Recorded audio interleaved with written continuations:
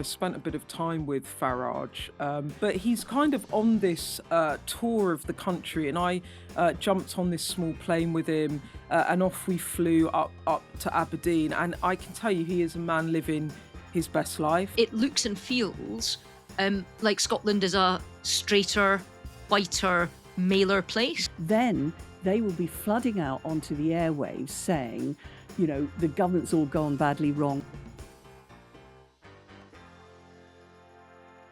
Hello everyone, you're watching Electoral Dysfunction with me, Beth Rigby. Me, Ruth Davidson. And me, Harriet Harman.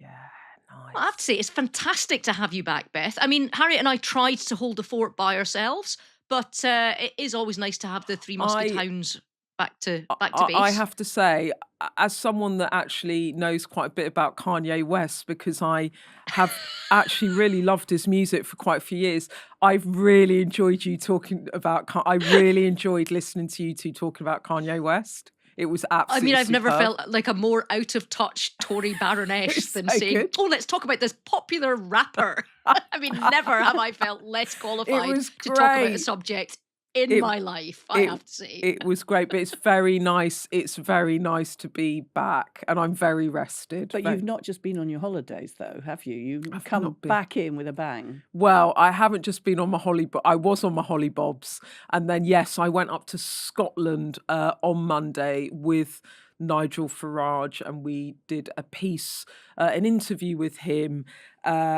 And watched a rally with him, and it's sort of blowing my mind, the idea that Reform are likely to become the official opposition in Scotland post-May. I still can't quite believe I'm saying it, given that they were absolutely nowhere 5 years ago. So we're going to get into that. Yeah, and he's not just obviously fighting an election in Scotland, because we've got elections in Wales for the Senate, all across local authorities in England.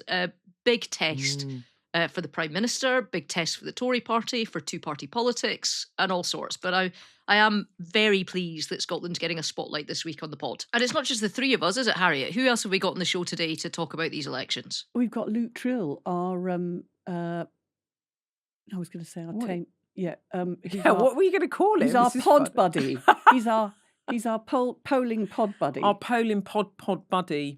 You were going to call him our tame pollster, yes, weren't you? As if you had him in like a leash and a collar, and he was on the end of it. We're going to unleash Luke on this podcast. Yeah. He's going to go wild. What I love about Luke is he's not just telling us, and he never just tells us what he thinks or what the research that More in Common, his polling company, does and where people are going to vote. He's really good at understanding and explaining to people what is motivating them, like why they're voting, what the issues, not just what the issues are, but what it is that's kind of making the movements happen. So he sort of explains the tectonic plates and why they're shifting. We're going to get really into these May elections because they're going to be massive. And back to the theme of Nigel Farage and Reform, his party could be on the verge of something which I think, if I'd said this to anyone maybe even 18 months, 2 years ago, they probably would have laughed in my face. He is hoping that Scottish voters will propel Reform into the official opposition role in Holyrood. It's absolutely astonishing, given that last time around, I think they clocked up less than 1% of the vote in Scotland, but it's now in the realms of possibility. The most up-to-date polling we've got, and that's an MRP poll released by YouGov, puts Reform on winning 20 seats in Scotland. And in that model, they would come in second behind the SNP. Ruth, I'm also going to have to, obviously, when we get into this pod, ask you about what the hell has happened to the Conservatives in Scotland, who are the official opposition at the moment. And Labour, bloody hell, Labour a couple of years ago thought that Anna Sarwar, their Scottish Labour leader, was going to be the First Minister come these set of elections. So hasn't the world changed quite a lot? Yeah, it has. And you mentioned the MR poll there. Actually, the polls in Scotland have been slightly all over the Yeah. place. So they've been saying lots of different things. And that's not really surprising because it's the first time we're having six-party elections. So, as you say, Reform got less than 1% last time out 5 years ago. That's because they didn't stand in a single constituency across the country. They were only on a couple of the regional lists. This time out, they are absolutely in the mix. We've also had boundary changes, not just for the constituencies, but also for the regional lists, because there's two ballots that you have in Scotland. So I can lead you through all of the changes that are happening in Scotland, and also how difficult it is for national polling to record tactical voting in individual races, and the problems that we've had in Scotland over multiple elections recording that. I think it's worth remembering that in Scotland, different from England and Wales, there's two continuums that you're looking at.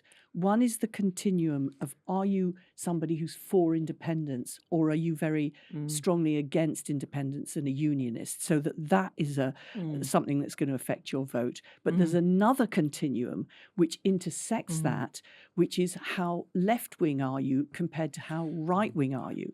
And that's why who is in second place is actually determining who's going to be in first place. Because if Labour was in second place in the polls, and this is an issue about tactical voting, if Labour was in second place, the issue would be who's the best First Minister to deal with health, education, roads, the economy and everything, and have the SNP done a good job in their incumbency? And then Anna Sarwar could have been First Minister. But if the Reform are in second place, there'll be a lot of tactical voting of people thinking, well, actually, I'm very much against independence, but I'm even more against the right wing of Nigel Farage. And therefore, although I'm a Labour person, I'm going to lend my votes to the SNP to keep to Reform out. And then incumbency, ironically, which is what the SNP have got, becomes a benefit rather than a drag anchor. As I said, I spent a bit of time with Farage, but he's kind of on this tour of the country, and I jumped on this small plane with him, and off we flew up to Aberdeen. And I can tell you, he is a man living his best life. I mean, he's sitting on the plane. I'm like, do you have to prepare a speech? He's like, no, I don't need to prepare my speech. Isn't this the man of the people who used to criticise Well, other leaders for being on private jets? Well, he's I mean, he's done, they said to me he's done 40 visits up to this point, and he'll do another 40 in the next 3 weeks. I mean, the schedule is actually exhausting, but it's like, for Farage, it was interesting being up close to him, because when I go on the PM plane and I observe Starmer on these trips, I see him, he's up and down on the plane, he's talking to his team, they go up to the front, they might go and have a meeting.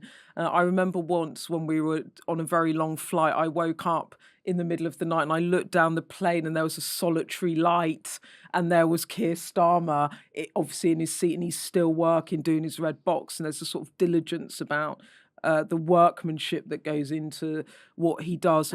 But Farage is like, he's just so relaxed. It's like he's living it, he's breathing it. He loves the rallies. You know, he had a gin and tonic, then he had a charcuterie board, couple of glasses of red, roll off the plane into Aberdeen. I can't imagine Theresa May doing that, can or you Rishi imagine it? Sunak, And or Without Keir actually Starmer, being or Prime Minister, Yeah. good fortune for But, Farage, you know, is he doesn't have to worry about that. But he rolls up, meets Malcolm Offord, the Scottish leader, into this rally. It was quite small. It was in Aberdeen. It was with, I think, basically party members.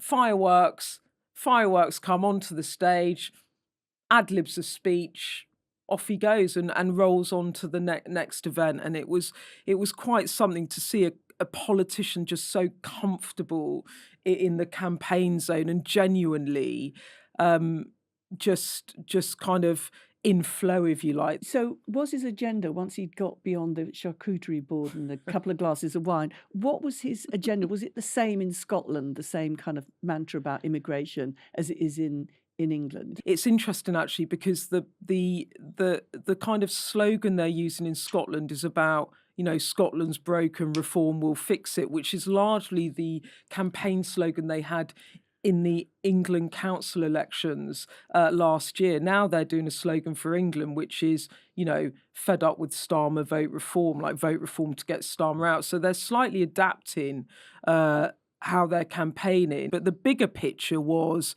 a politician saying we're a party, getting ready for government. And I mean, on that, we had a bit of a back and forth about actually what did you promise voters and what have you delivered, be that around council tax, and also talking about some of the shine coming off him around the relationship with Trump and his handling of the Iran war. But this is a short clip, I think, where he kind of sketches out the kind of the best case scenario for reform. Here in Scotland, to become the opposition would be amazing. Be absolutely amazing. And if we embed ourselves there, we can move on in the years to come.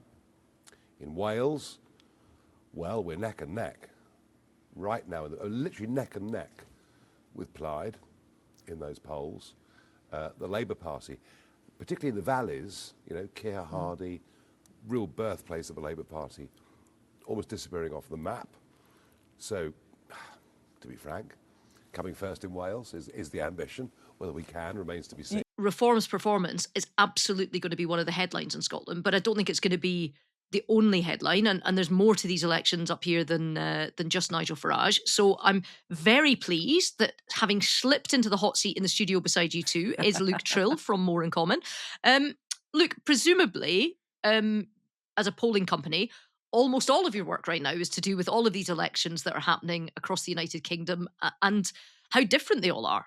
Yeah, absolutely. It is like Christmas for election geeks coming up. And actually, these elections are pretty much, I don't like to use too many Americanizations, but they're pretty much the closest we'll get to having midterm elections in the UK, just because of the sheer breadth of elections that are happening. Scotland, which we're going to talk about a little bit more. I'm just back from a road trip across South Wales during focus groups there, but all across England as well. And I think the big story, yes, reform will very definitely be a story, and it was interesting being in Wales how reform was defining the election there, even amongst people, very many people who would never vote reform, to what Harriet was saying earlier. Lots of people being like, who is the best option to block them? And actually lots of people going to Plaid, not because of independence, because they now thought they were the best option to stop reform. So you're very much seeing that in Wales as well as Scotland. And then right across England, you're just going to see that electoral fragmentation, which, kind of started at the last general election, go into overdrive. It's a lot to track, and I'm constantly thinking, where should I be? Where should we be speaking to people? And the truth is, ideally, I'd be in lots of different places at once. Isn't there one linking thing across Scotland, Wales and England, which is the unpopularity of the government, the rise of reform, but tactical voting? Aren't those the three things that are happening both in Scotland, Wales and England? Yeah, I would absolutely. Yeah, that's absolutely unified. And interestingly, when you speak to people in focus groups across all of the three, what is the one thing that they say is defining the vote? It's change again. It's the same thing we heard in the general election. It's the same thing we heard when Boris Johnson got his new vote. It's the same thing we heard with Brexit. This is going to be another vote for change, for something different. But at the same time, those dynamics of people thinking, particularly on the left, what is the best path to stopping reform? So, Luke, we've got a load of clips from some of the people you've been speaking to, and this is from a focus group you ran with Scottish voters. Let's see what they're saying about reform and Farage. Well, reform's all ex-Conservatives, aren't they? Tories at their best. Jump ship, join a new Nigel Farage form. You know what I mean? I think we're safe from them in Scotland, genuinely. Could you see Nigel Farage being the Prime Minister? I mean, it could happen. Reform's views, I don't really agree with Reform's views, especially, the lead of the reformer, Nigel Farage. I don't want to use any bad words against him, but he's not my type of person. So Luke, apparently there was, although we didn't hear from them in that clip, there was a reform voter in that group. Why didn't they say anything? Is there something about being a kind of shy Reform voter. There used to be the idea that it wasn't respectable to say you were a Conservative, but when it came to the voting, you put your vote against the Conservatives, and they were called shy Conservatives. Is there a shy Reform syndrome?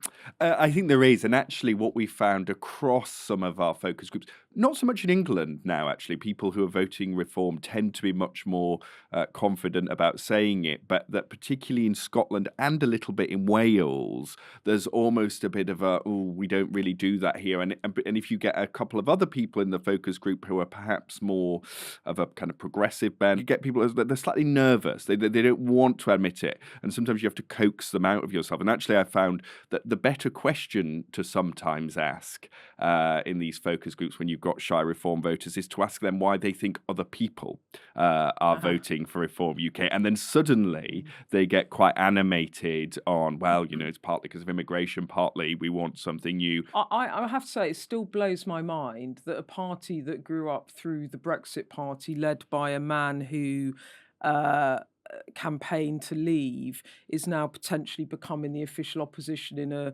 essentially quite a pro-European nation of Scotland.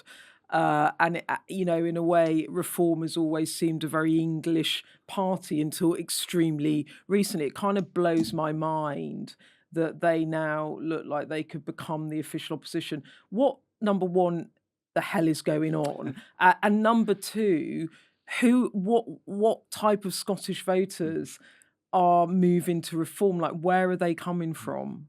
Yeah.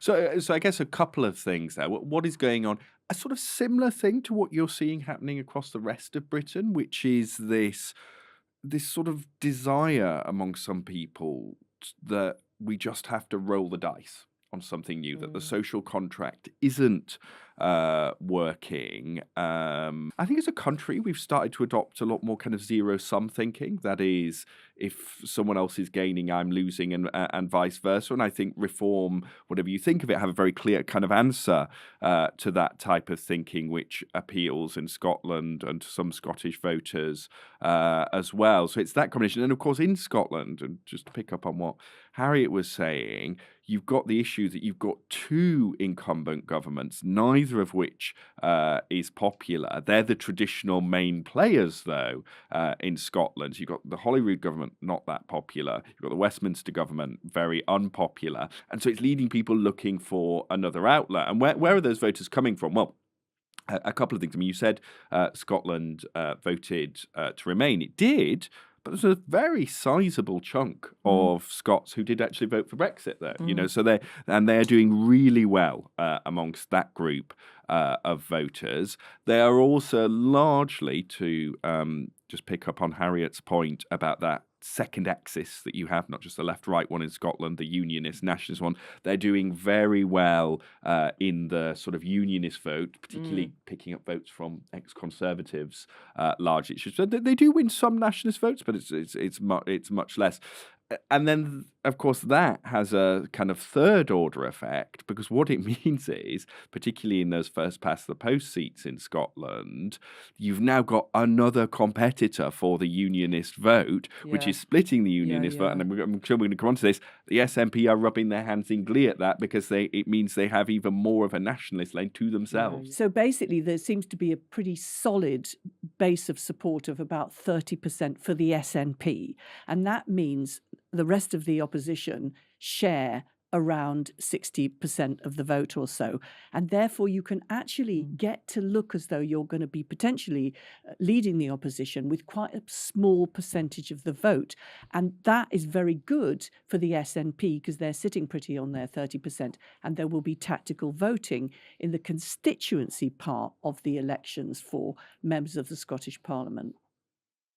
Yeah, and it's really important that you pick up what the voting system is. So to explain, and this is how it works, and this is why you get such a big dividend for even a couple of percentages here or there can make a really big difference. You've got 129 seats, of which 73 are normal first past the post like you'd have at Westminster. And in those 73 seats, you've got people vying for a vote. Now, the lens in Scotland, as you say, Harriet, absolutely right. Yes, you've got the left-right lens, but you still have the constitutional lens of for independence and against it.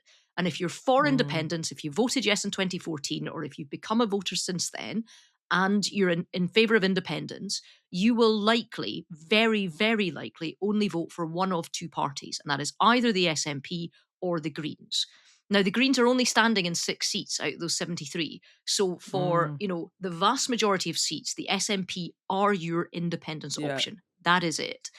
And then, if you're a pro-union voter, you will vote for one of the others. And in previous elections, that's been Tory, Labour, Lib Dem. Now it's Tory, Labour, Lib Dem, or Reform.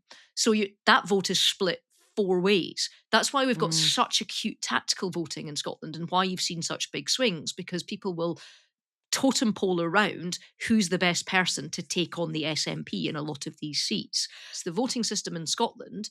It's called additional member system, and the idea of the list is it makes up for the differential you see in voting. So if you win, by 5% in every seat first past the post, you can take the whole house. And somebody that's done not that much worse than you gets no seats. The additional member is supposed to top that up. It's called a top-up list.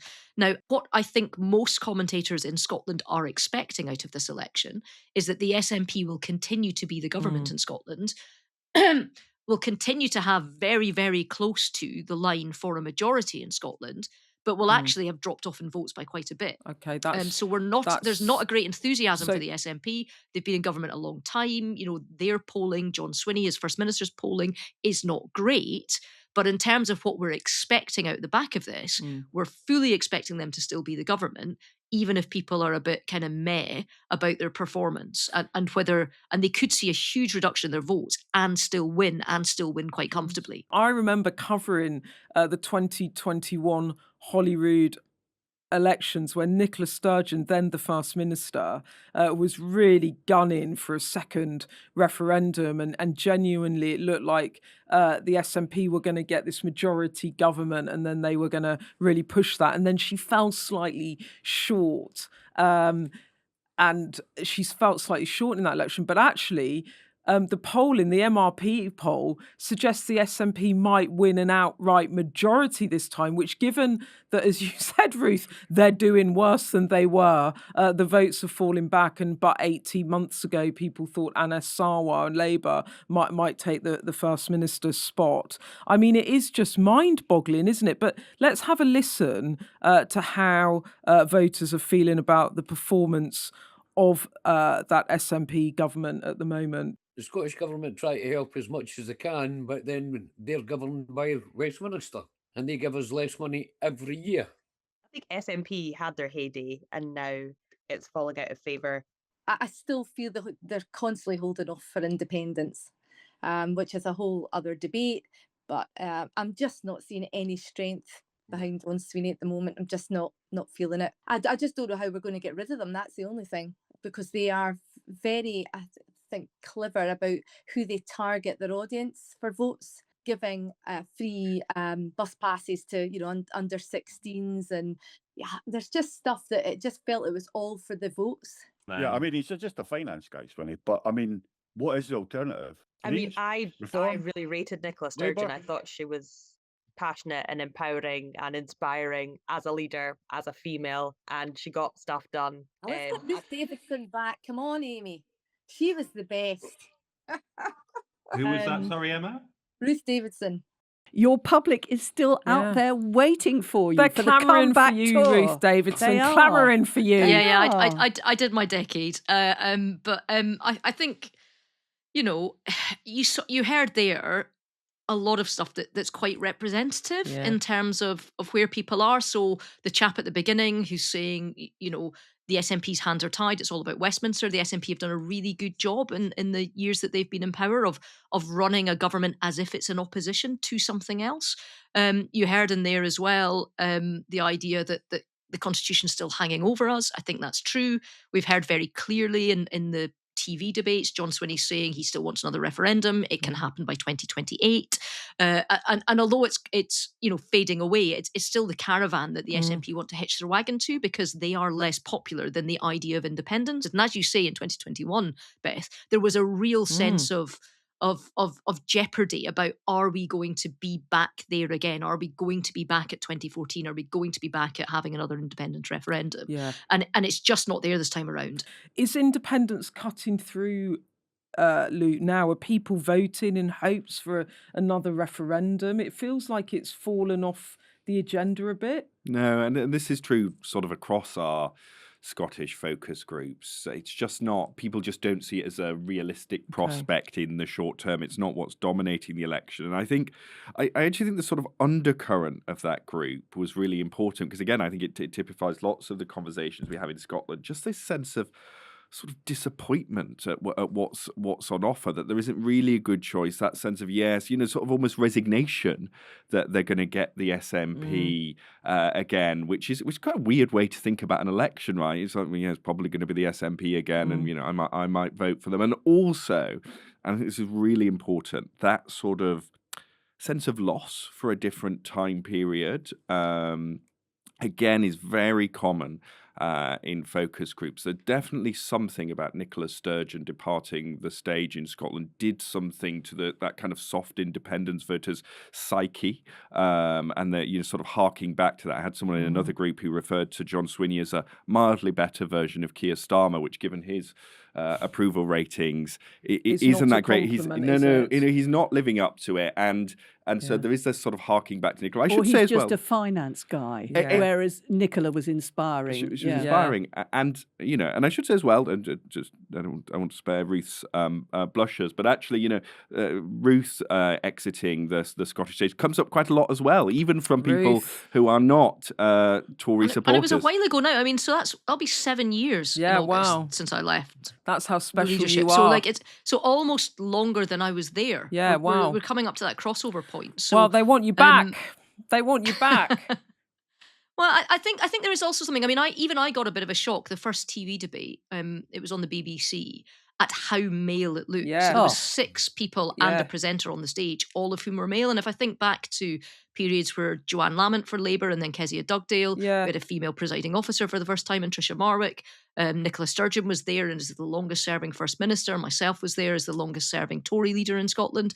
Do you know what I mean? Like it feels as if our politics has got a smaller horizon line because it looks more homogenous, if you know what I mean. And that's not to take away from the individual kind of qualities of the leaders, because I think they are the best that each of their parties have to offer. And, I'm not disputing that whatsoever. But it looks and feels like Scotland is a straighter, whiter, maler place. I think.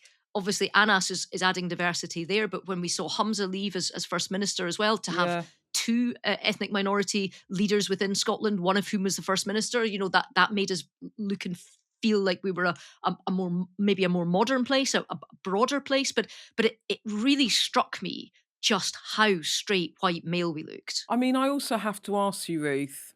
I've got to ask you, like, Scottish Conservatives. I mean, it is looking horrible. I mean, I think on the polling you could come 4th or 5th from the official position of official opposition. I mean, you must be hurting a bit. Are you personally finding that quite difficult? Well, I think there's lots of reasons for it. I don't think any of them land at the door of Russell Findlay. If I'm honest, he's been the leader for a little over a year. He's doing a really good job. I think when you're looking at the pollings, we're back to kind of sort of 2011, which is when I was first elected to the Parliament and before I became the leader, when we're looking at sort of the 12%, which was our lowest then. However, we're also back to the stage where, and I keep coming back to this, I don't think we've, certainly in my experience, I can't think of a single election where we haven't outperformed the polling, because shy Tory syndrome is a thing and it's continued to be a thing in Scotland. I would love us to do well, of course I would, but I actually, my gut says it won't be as catastrophic on the night as some of the polls are saying. Okay. We were going to talk about Labour and Starmer, but let's jump. Why don't we jump to the Conservatives and have a listen to what one voter had to say about the Conservatives in one of Luke's groups? Because I think you struggled to get a bit of engagement on the Conservatives, didn't you, Luke? But let's have a listen to this person. I'm not impressed really with Kemi either, but again, it's I feel it's an odd time for the Conservatives. Their history hasn't been great. I have supported them, I'm going to be honest with you, in the past. I didn't, in the last election, I did vote for Labour. Yeah, I may well have to rethink that. It's just, I think, where to go. That is the worry I think that we've probably all share. You know, that's obvious, but just even Kemi, as I say, I'm not overwhelmed by that. And I know it's not the X factor, but you know, you've really got to have that likeable sense as a person, as we've all said. You know, it's what good looks like. You know, your Prime Minister, your MPs used to be a good example to look up to.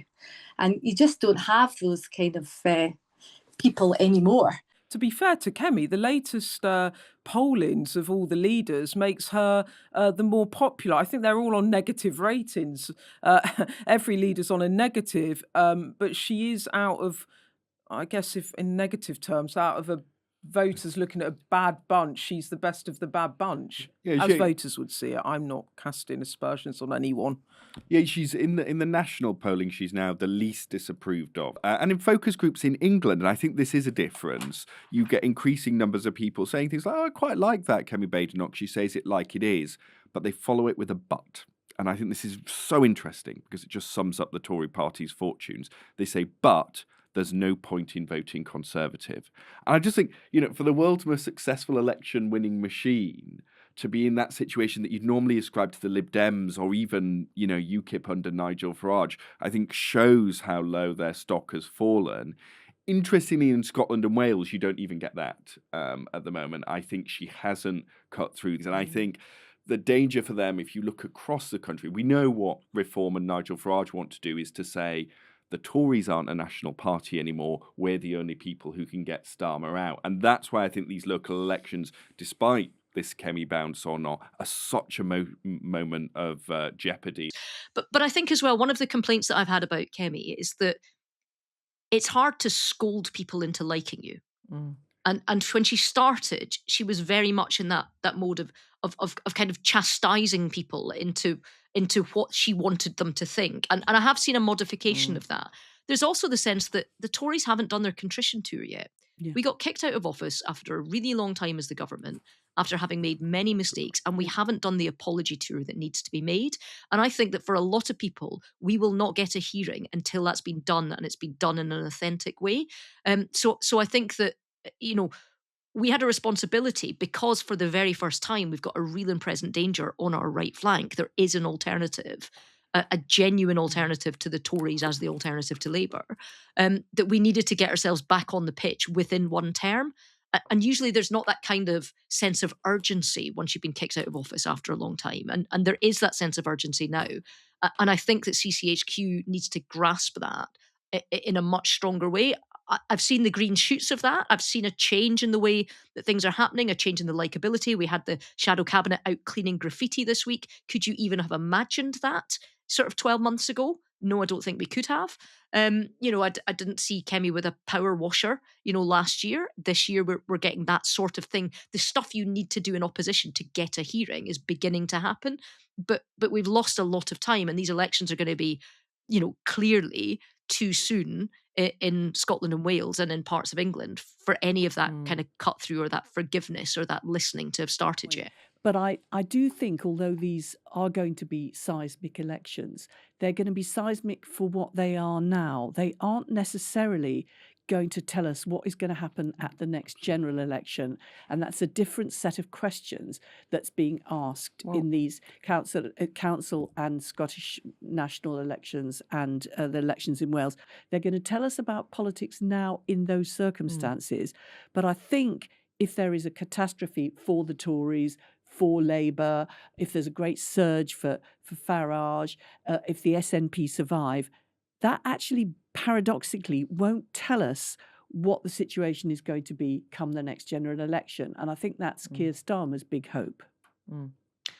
Well, I think as well, one of the things that we do know is that people have a very firm view of Keir Starmer. So one of the things we've heard from some of the people, Luke, that you've been speaking to is that actually they're not quite decided about a lot of people in politics right now. But I think we do have a sense of this Prime Minister. And it might be interesting to hear from them, Luke. And I think we've got a clip here from voters of what they view of the Labour government and of Keir Starmer in particular. Oh, he's a bit of a weak one, isn't he? Not great. He's had a good few U-turns. He's not going to last the next election, is he? Let's be honest. I'm not too sure, to be honest. I feel like every single person that is the prime minister, like, no one's really a fan of.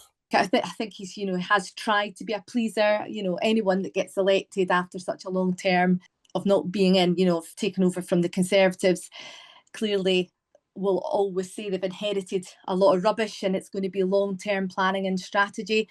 But, any government that comes in surely has some quick wins. However, it's still early days. But as a human rights lawyer, I think he should have stuck to his game.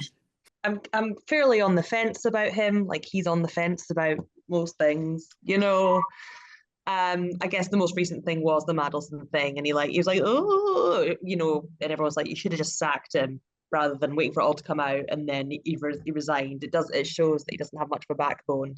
But again, I don't know. It is inheriting like years of garbage and unprecedented times, isn't it? Like the cost of living crisis and all the blooming wars. So I wouldn't want to be in his shoes. Is there a little like glimmer of light for Keir Starmer somewhere in the dark horizon there? I actually think that there might be. Whether it's enough, I don't know. So, and you sort of heard. So you broadly hear now three things about Keir Starmer.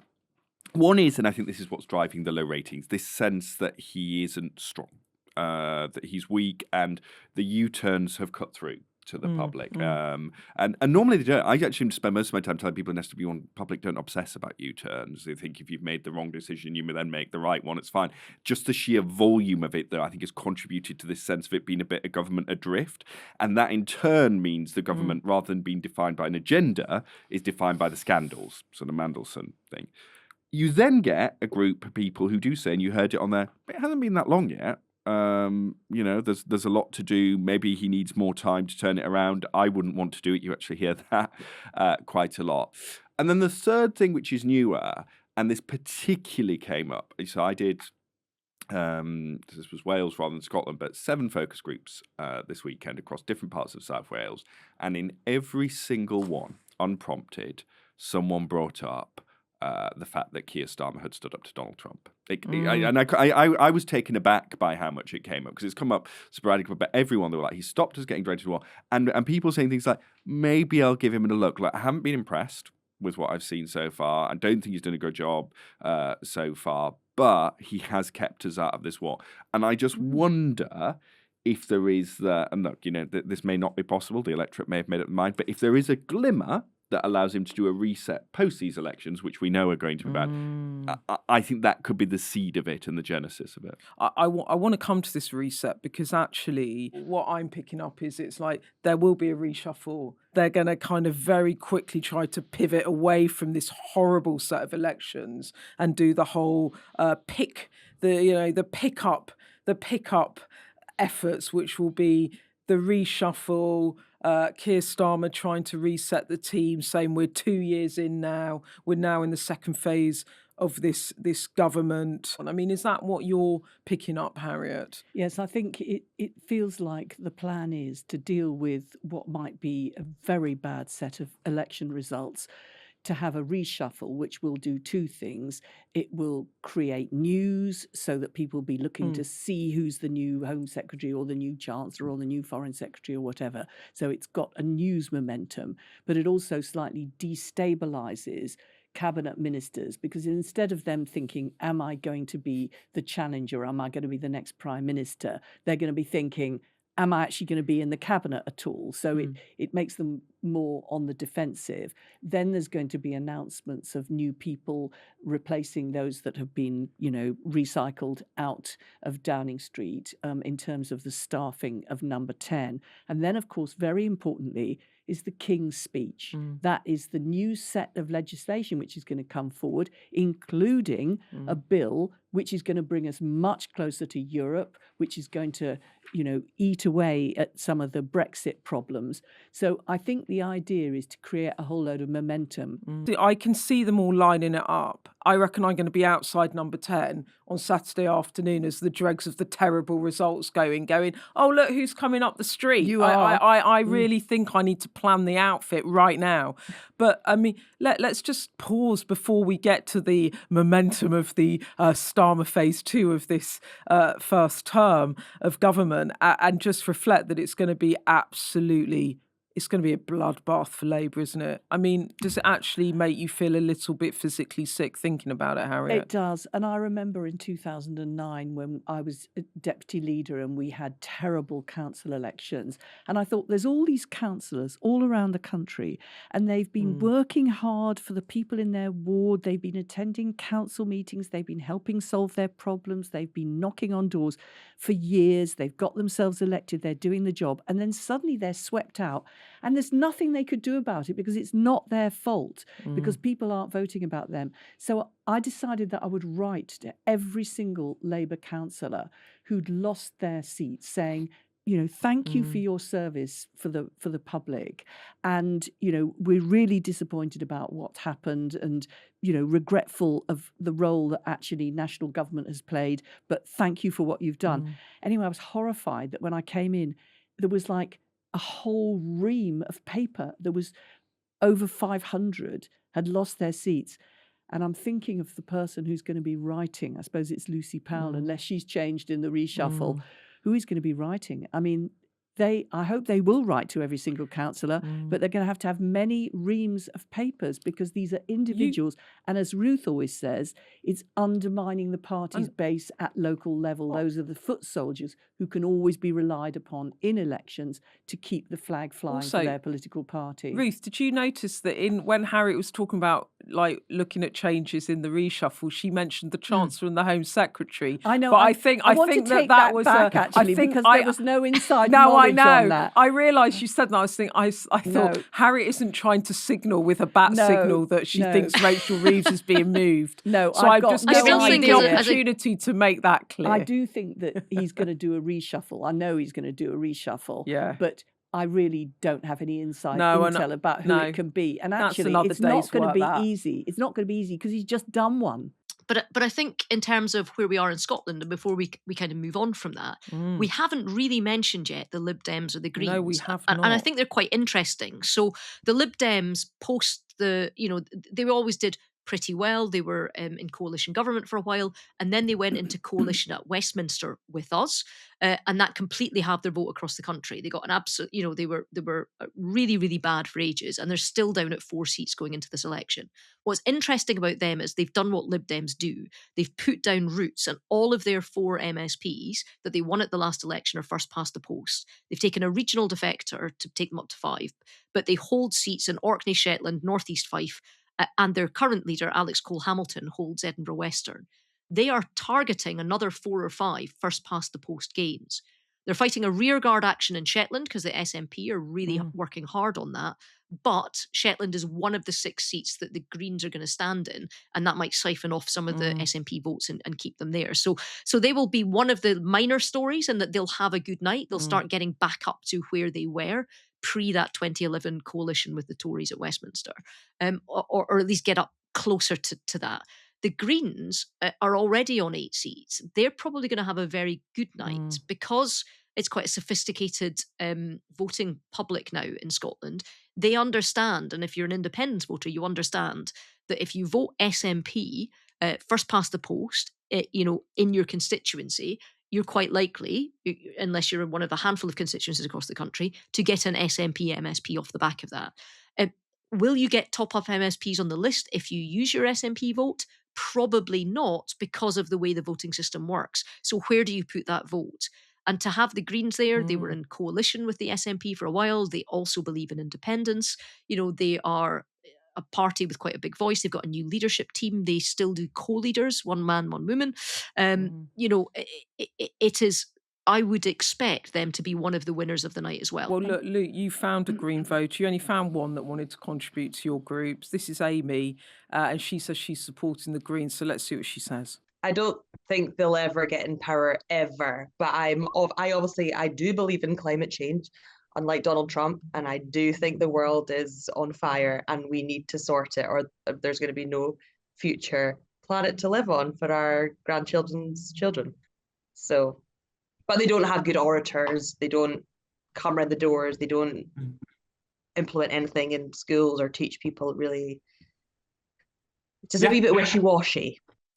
I mean, Luke, I'm just wondering how common a phenomenon that is, that people are voting Green who don't really think they're going to get in. I know it's different in Scotland to England, but certainly in some of the inner city areas in England, in London, or be that Manchester, whether people are voting Green to give Keir Starmer a punch on the nose or try get him to be far more left-wing. So the interesting thing is, I think shortly after this group, I ran a focus group in a seat called Glasgow Kelvin, which I have to say was the most liberal left-leaning focus group that I've ever done. It was sort of like doing Islington in Scotland. Interestingly, in that group, and this is where the link with England came in, there were members of that group, because the Scottish Greens are a separate political party, who said, we wish we had Zach Polanski here in Scotland. So Zach Polanski, who I think has driven, it's fair to say, a lot of that Green surge, had cut through in that focus group. I should say they were a very engaged group. You know, they were a group who were really interested in politics. If you go more broadly to England and bits of Wales, I don't think you can just say the Greens are now they look like something nice and different. I actually think there are a lot of people very deliberately voting for the Greens because they think, well, actually it's interesting. We've spent a lot of time, rightly, focused on people who feel left behind, who are usually non-graduates, post-industrial towns, feel the social contract isn't working for them, going to Reform UK and other parties. There's another group now who don't feel the social contract is working, which is a sort of younger graduate class, saddled with student debt, can't get on the housing ladder. They're really attracted to Polanskiism as another way of reframing the social contract and a way of, in part sending a message to Labour, but also, getting something genuinely different there. And I think it's a really interesting phenomenon. And to come back to tactical voting, I think post-Gorton, in particular, there's a lot of people now thinking, well, I was going to vote Labour as the way to stop reform in England. Now I might vote Green. There are so many Labour MPs really, really shitting themselves about the Greens and thinking this isn't just a punch on the nose. This is a part of our movement that have wholeheartedly exited and jumped into the arms of Polanski's Greens. And I think a lot of MPs, but also a lot of councillors and council leaders. And I think one of the things that Keir Starmer will be fearing is that after the election, there will be a whole load of council leaders who are keeping Starmer, being loyal at the moment and working hard as Labour leaders of councils, who when they lose, and many of them might lose not just the leadership of the council, they might lose their own seats and come back to being ordinary citizens, not even councillors. Then they will be flooding out onto the airwaves saying, the government's all gone badly wrong. They should have done more on immigration. These are the people who've lost their council to Reform. Or the government should have done much more on the environment and they should have been more opposed to the immigration issues. And that will be council leaders who've lost their councils to the Greens. So that Keir Starmer will be saying, let's all look at the reshuffle, let's look at the reset, let's look at the King's speech. But meanwhile, our airwaves will be full of these people saying, I'm going to give you my analysis of this because I used to be a council leader in a Labour stronghold and now I'm not even a councillor. Luke, one MP was talking to me the other day, a Labour MP, saying that they fear a rerun going into the next general election of what happened to the Conservatives for Labour, in that on the right or in those traditional heartlands, Reform take a chunk of the votes. On the left, Greens do, and they are left with this rump of a party. The reason why I think it's different now is because Keir Starmer, although he wasn't ragingly popular, was not objectionable. But a lot of people do object to Nigel Farage, and a lot of people do object to Zach Polanski. I think the risk for Labour is in how they react to this. There's a danger that they make the same mistake that the Tories made, particularly on the Greens, because one of the reasons that reform was so existential for the Tories was they were eating into their heartlands, and you're seeing the same with the Greens. And what the Tories did was they were like, "Oh, well, let's chase after lots of those reform voters." Well, and voters go, "Well, no, I'll go for the full fat version." I think there's a danger of some Labour MPs then putting pressure, saying we're going to chase after the Green vote and pivot left, but then Polanski will always be able to outbid you there. And actually, a lot of the issues span both those voter coalitions: cost of living, NHS. A little bit of a different emphasis on immigration, but most people want to stop channel crossings and get better. And actually, I think there's a bit of an argument for kind of focusing on those. Well, look, we've rattled around the parties, and Ruth, you did mention the Lib Dems earlier. But Luke, you didn't get any interest in Lib Dems in the focus group, did you? No one wanted to talk about them, which is why we haven't put a Lib Dem section in this. It wasn't from want of Luke trying, was it, Luke? No, absolutely. No, we did ask. And look, you should bear in mind that, focus groups we deliberately do in specific areas. The seat that we did it in Midlothian is not an area where you would particularly expect to find that many Liberal Democrats. They didn't have much say, but if we'd done one in some of the other areas, we may have found them. And as Ruth said, it does look like Alex Cole-Hamilton has managed to do a bit of a shift in their fortunes. If you look at some of our projections, the Lib Dems very definitely have. I mean, it's not huge. They're not going to. Well, I don't like making predictions, but I think I can say I don't think they're going to be. Alex Cole-Hamilton's going to be the first minister, but they're definitely doing a bit better.